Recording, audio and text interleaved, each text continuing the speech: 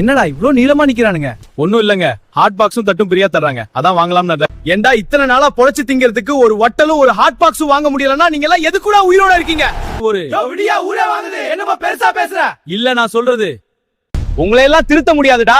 Election வந்துட்டா போதும் நல்லவன் கெட்டவன் பார்த்து ஓட்டு போடலாம்னு சிந்திக்கிறீங்களோ இல்லையோ? இவன் என்ன இலவசமா கொடுப்பான்னு பேசி சுத்துறது? கொஞ்சம் ஆவது பக்கத்து மாநிலத்தை பார்த்தாவது திருந்துங்கடா. ரொம்ப கேவலப்படுத்தாதீங்கடா. தொட்டதுக்கெல்லாம் இலவசம் இலவசம் வாங்குறீங்களே, என்னைக்காவது சிந்திச்சு பார்த்திருக்கீங்களா?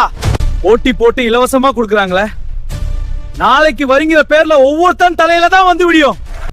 உங்களை எல்லாம் திருத்த முடியாது. சரியாக சொன்னீர்கள் தம்பி.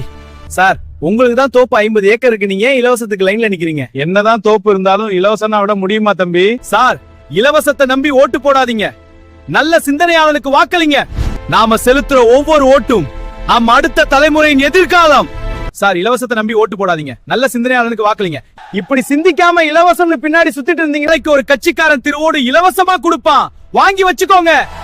ஏன்னா நாளைக்கு வரி ஏறி அதை சமாளிக்க முடியாம எல்லோருக்கும் அப்ப உதவும். ஆமா, இலவசம் நம்பி ஏமாந்தது போதும். இனிமேலாவது நல்லா சிந்திச்சு நல்ல ஆளுக்கு வாக்களிப்போம். இந்த போராட்டம் இங்கே முடியாது.